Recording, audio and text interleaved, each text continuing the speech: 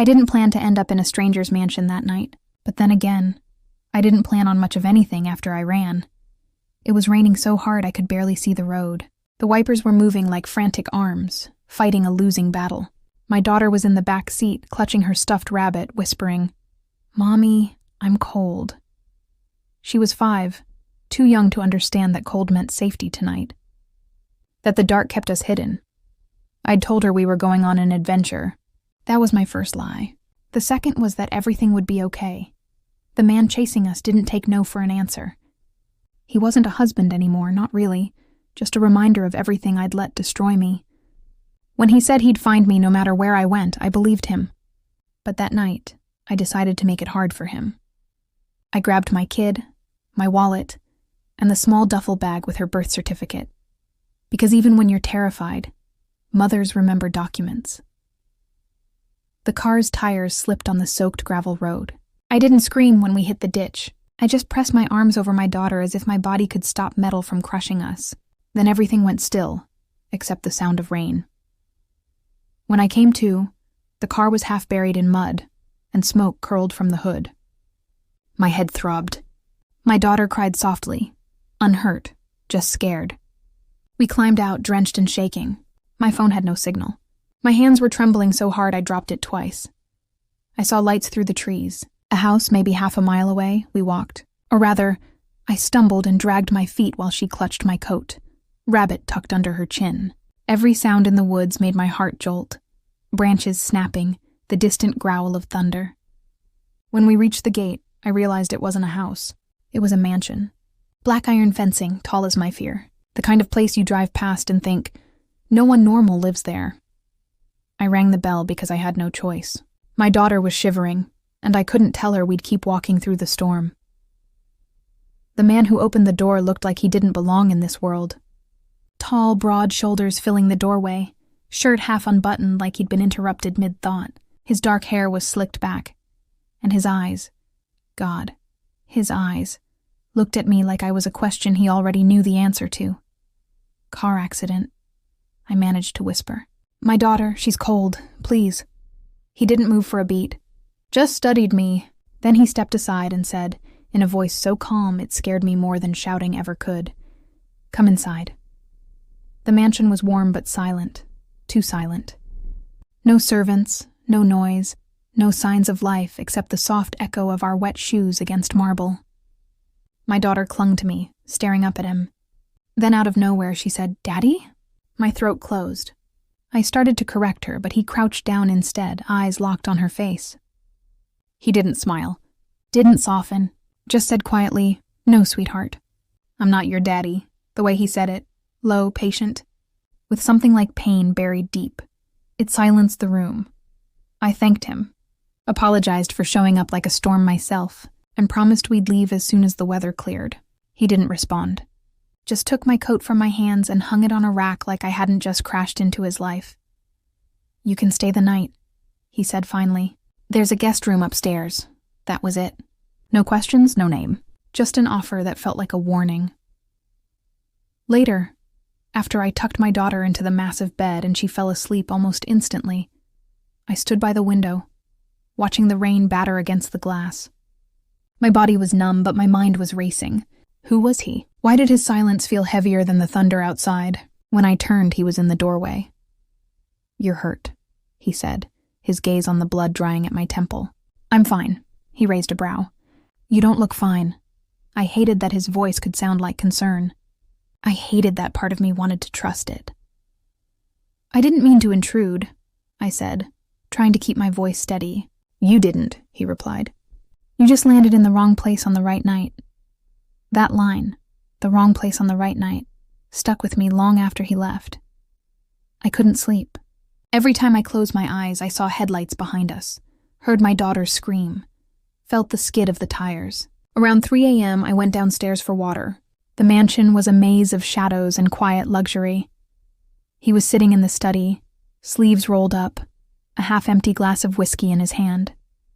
When he looked up, the dim light hit his face just enough to show a faint scar along his jaw.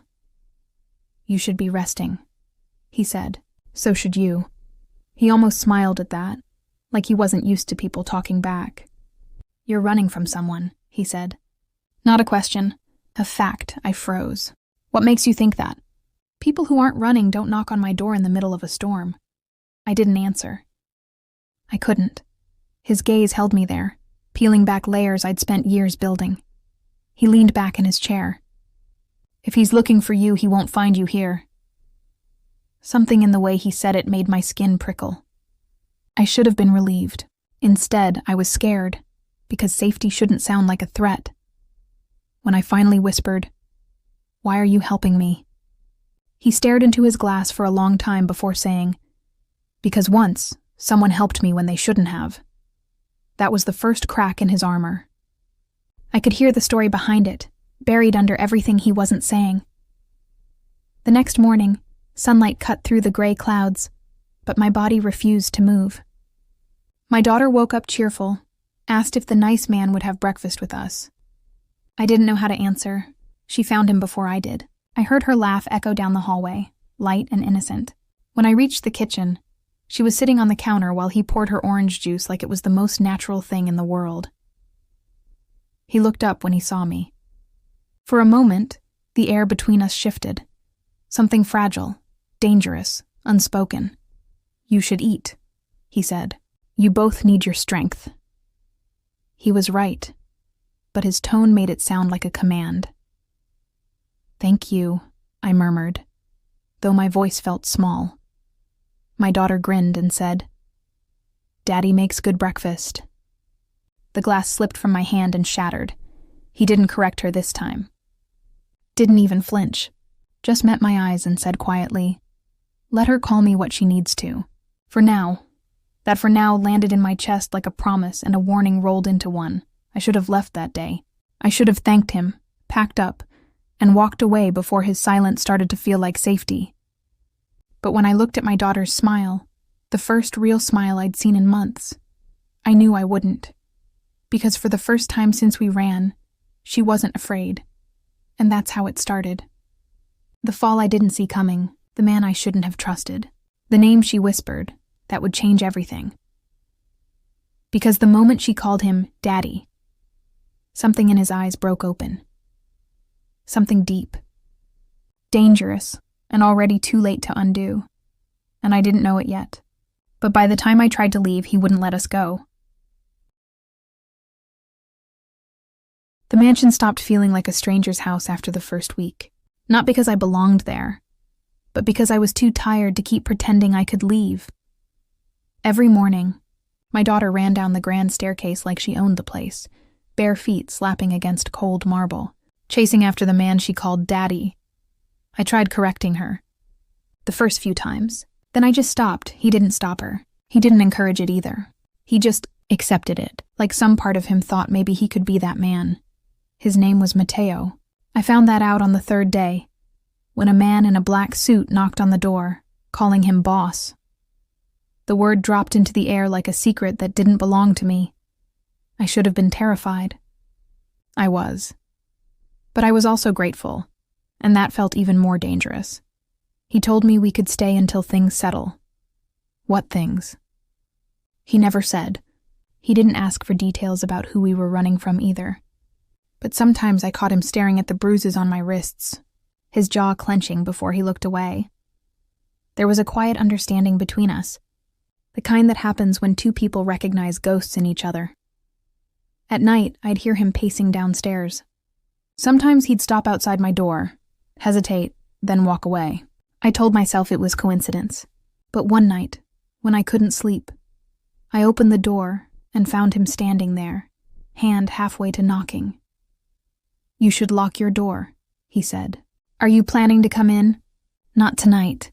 His mouth twitched, but his eyes didn't match the hint of humor. They looked tired, guarded. "Why do you care?" I asked. "Because if you're here under my roof, you're my responsibility." I didn't know what to say to that, so I just nodded and shut the door. But his words kept echoing, under my roof, my responsibility.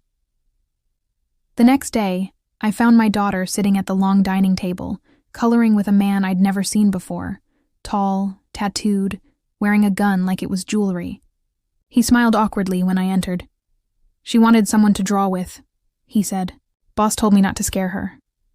I didn't miss the implication. Boss. I looked at Mateo, who had appeared silently behind me, hands in his pockets, watching us. I didn't mean to intrude, I said. You didn't, he said simply. She was bored. She's 5, I muttered. She's supposed to be bored.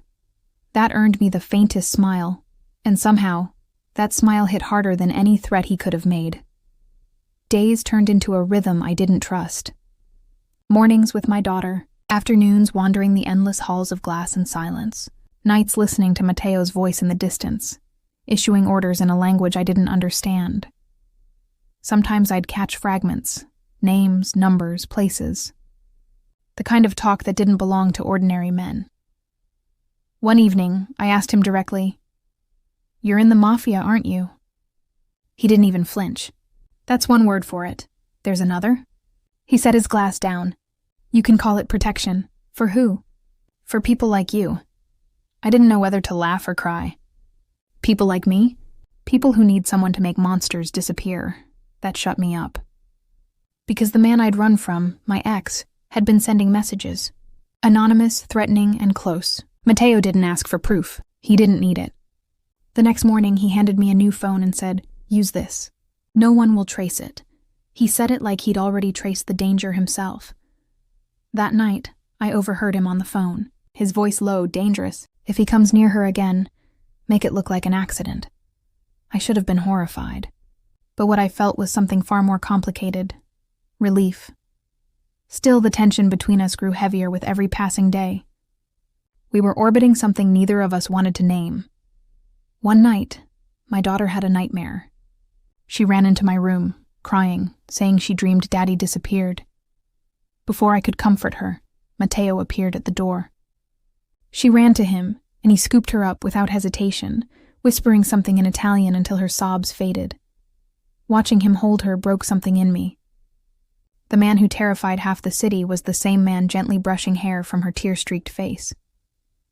After she fell asleep, I said, "You don't have to play father." He looked at me for a long moment. "Who said I was playing?" Silence, a long one. Then I whispered, "You don't know us." His eyes softened, but his tone didn't. "Then let me." Something shifted after that night. We started talking, really talking. Over coffee, he asked about my life before. The laughter, the little dreams I'd buried under fear.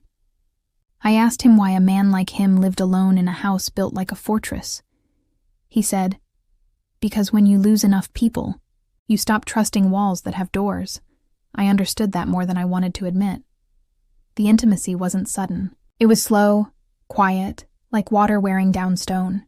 His presence filled the house without words. He'd walk past me, and my body would react before my mind did. Heart skipping, breath catching. One night, as I washed dishes, he came up behind me. Close enough for me to feel his breath against my neck. He reached around me to grab a glass, his fingers brushing mine. "Relax," he murmured. "I am. You're shaking. Maybe I'm cold." He leaned in just enough to say, "No, you're not." I turned. His face was inches from mine, his gaze burning but careful, like he was holding himself back. He said quietly, "Don't look at me like that." "Like what?" "Like you want to trust me." Then he walked away. After that, nothing was simple. Every glance meant too much. Every silence felt charged. He started teaching my daughter to read Italian, claiming it was good for her brain. I knew it was his excuse to spend time with her. And every time she giggled at something he said, my chest ached in ways I couldn't name. Then the danger found us. It was late, past midnight. The power flickered. Mateo's men were suddenly everywhere, moving fast, voices sharp and tense. He found me in the hallway, eyes darker than I'd ever seen them. "Take her and stay in my room. Don't open the door for anyone but me." "Mateo, what's happening?" He brushed a strand of hair from my face, his touch fleeting. "The past. It found its way back." I didn't argue. I grabbed my daughter and locked the door. We huddled in the dark, listening to muffled shouting, footsteps. A gunshot that made her scream and me nearly drop to my knees. Minutes stretched like hours. Then, silence. When the door finally opened, Matteo stood there, blood on his shirt, eyes wild. He didn't look like the man who made pancakes or taught bedtime Italian. He looked like someone who'd kill for us. "Are you hurt?" he asked, voice hoarse. I shook my head, tears spilling over. "What did you do?" "What I had to." He leaned against the doorframe, chest heaving. For a second I thought he might collapse. "Matteo, talk to me," I whispered.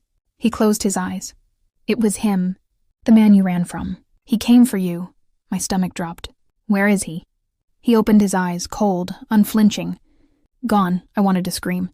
To cry, to thank him, to hate him. Instead, I just stood there, shaking. He stepped closer, cupped the back of my neck gently, and said, "You're safe now. You don't have to run anymore." But the way he said it didn't sound like freedom. It sounded like ownership. That night, I couldn't sleep. He sat in the hallway outside our room until dawn, silent, guarding. When the morning light spilled through the windows, he came inside, eyes softer now. My daughter ran to him, wrapping her arms around his legs, laughing like the night before hadn't happened. He lifted her up, kissed her forehead, and for the first time smiled fully. "You're safe now, Piccola." Then his gaze met mine over her shoulder. Something unspoken passed between us, something that terrified me because it felt permanent. He wasn't just her protector anymore. He wasn't even pretending not to care, and when he said, almost under his breath, "You both belong here now," I knew we'd crossed a line we could never go back from. It's strange, the way silence changes after violence. For weeks, the mansion was too quiet, like the walls were still listening for echoes of that night. The blood had been cleaned, the glass replaced, but something in me stayed cracked. Matteo didn't talk about what happened. He never said the man's name again, never mentioned the body, never explained how far his reach had gone to protect us. He just moved through the house like a storm that had exhausted itself, slower now, quieter, but still dangerous underneath. He stopped sleeping. I'd wake up at 3 a.m. and hear him outside, smoking on the terrace, staring at nothing. Sometimes he'd be gone until dawn. My daughter would ask, "Where's Daddy?" And I'd freeze every time, trying to decide if I should correct her or just let her have that small, impossible comfort. But Matteo would always appear, like he'd been listening, and say, "Right here, little one." She believed him. And maybe part of me did too. I told myself we'd leave soon, that this wasn't a life, just a pause. But the truth was harder. I didn't want to leave. The house that once felt like a cage had started to feel like safety. And the man who terrified me had become the only person who made me feel seen.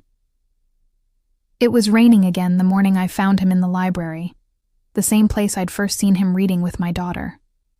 Only this time he looked tired, the kind of tired that lives in the bones. "You're leaving," he said before I even spoke. "How did you—" He set the book down, not looking at me. "You've been avoiding me, avoiding the question I never asked." I swallowed hard. "We can't stay here forever, Matteo." His jaw flexed. "Why not?" "Because this isn't real." He looked up then, and his eyes caught mine like a trap. "Tell me what isn't real, Kara. The house? The safety? The way she laughs again? Or the way you look at me when you think I don't see?" My throat tightened. "You killed for us." "I'd do it again." "That's not love." "No," he said softly. "It's devotion." There was nothing to say to that. Because it was true, and terrifying, and beautiful all at once. He stood, walked toward me, slow and deliberate, until I could feel the heat of him. His voice dropped lower, rougher. "You keep pretending I'm the danger. But you stopped running the night you walked through my door." He wasn't wrong, but I couldn't admit it. Not yet, so I turned and walked away. Days passed. Then weeks. He gave me space, or maybe he gave himself distance. Either way, I felt the emptiness like a bruise. My daughter was thriving, laughing, sleeping without nightmares. Sometimes she'd crawl into Matteo's lap during breakfast, and he'd hold her like he'd been doing it all his life. He never said it, but I could tell. She'd become his redemption. I was just the reminder of everything he'd done to earn it. One evening, I heard him arguing with someone in the hall. The voice was low but sharp. Luca, one of his men. "She's not like us," Luca said. "You can't keep her here forever." "I'm not keeping her," Matteo snapped. "She's free to leave." "Then why haven't you let her?" Silence, heavy and dangerous. Then Matteo said quietly, "Because I can't." When I stepped out, both men turned. Luca muttered an apology and disappeared, leaving the tension hanging like smoke. "You can't what?" I asked. He ran a hand through his hair, exhaling hard. "You weren't supposed to hear that." "But I did." He met my eyes. "I can't let you go because I don't know who I am without the two of you anymore.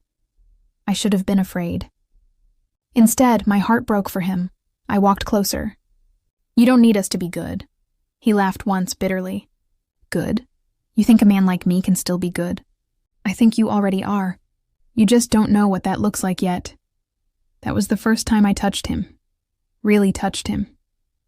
My hand on his cheek, his eyes closing like it was the first peace he'd felt in years. He leaned into my palm, just for a moment, then whispered, "Don't make promises you can't keep." The next day, he disappeared. No warning. No message. His men said he'd gone to handle something. I knew better. The house felt hollow without him. Even my daughter noticed. "Did Daddy go away?" she asked. "Just for a little while," I said, praying it was true. Days turned into a week. Every creak of the floorboards made me jump. I kept expecting his voice, his footsteps, that steady presence that had somehow become home.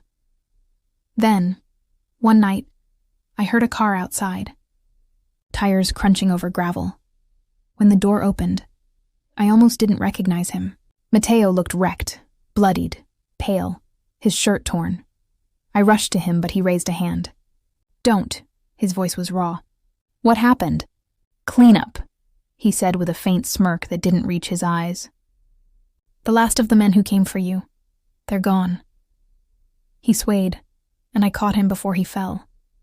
His weight was too much, but I didn't care. "Sit down," I said, dragging him toward the couch. He winced. "You shouldn't see me like this." "You don't get to decide that." He gave a broken laugh. "Always telling me what I don't get to decide." I cleaned the blood from his hands. They were shaking, though he pretended they weren't. He kept his eyes on me. Quiet, almost peaceful. "I thought I lost you," I whispered. He said softly, "You did." Then he reached up, fingers brushing my jaw, tracing the line of my throat like he was memorizing something fragile. "You make me want things I don't deserve." I held his gaze. "Then earn them." That was the moment everything shifted. No declarations, no grand kiss. Just two people who'd survived too much finally letting the walls fall. Months passed. The world moved slower after that. Matteo's men came and went, but the violence stopped reaching our door. My daughter started school nearby, and he'd wait outside every afternoon to walk her home himself. The image never stopped stunning me. This man, feared by so many, holding a pink backpack in one hand and her tiny fingers in the other. I started painting again. Something I hadn't done in years. Matteo had one of my sketches framed in the study without telling me. When I found it, he said, "It makes the room softer." We never talked about love. We didn't need to. It lived in the spaces between words. Some nights he'd sit beside me on the terrace, silence thick but comfortable. He'd light a cigarette, stare into the dark, and say things like, "I don't dream anymore. I just remember." And I'd answer, "Maybe remembering is the dream." He'd smile then, not the cold, calculated one he used on the world, but the quiet kind meant only for us. One evening, as the sun sank low and the world turned gold, my daughter ran across the lawn laughing. Matteo watched her, then turned to me. "She calls me Daddy," he said. "She does. She believes it. She's a child. She believes in good things." He nodded slowly. "And you?" I hesitated. "I believe you've changed." He looked at me for a long time, something raw flickering in his expression. "You make it sound like I was worth saving." I stepped closer. Maybe we both were. He reached for me then, fingers brushing my hair, resting against my neck. His voice was a whisper, almost afraid of itself. If I asked you to stay, would you? I didn't answer right away. The wind moved through the trees, carrying the sound of my daughter's laughter, light, unbroken. Finally, I said, "We already did." He exhaled, and something in him finally let go. The guilt, the violence, the loneliness. It all fell away, leaving only the man beneath. Now, when I tell this story, I don't tell it like a love story. It's a survival story that turned into something softer, something that grew in the cracks of everything we both destroyed. He still scares people. He still moves like a man who knows what it costs to keep others safe. But when he comes home, and my daughter runs into his arms, and he looks at me like he can't believe we're real, that's when I know we made it out. Not perfect. Not pure, just alive. And sometimes that's enough, because in the end she was right all along. He did become daddy. Not by blood, not by title, but by choice. And that choice, after everything, was the truest thing either of us ever had. If this story found a heartbeat inside you, stay with me. Subscribe for more stories where love crawls out of the dark and chooses to stay. Leave a comment. Tell me what moment you felt her break, and what moment you felt her heal. Like, share, and come back next week. There's always another secret waiting to be told.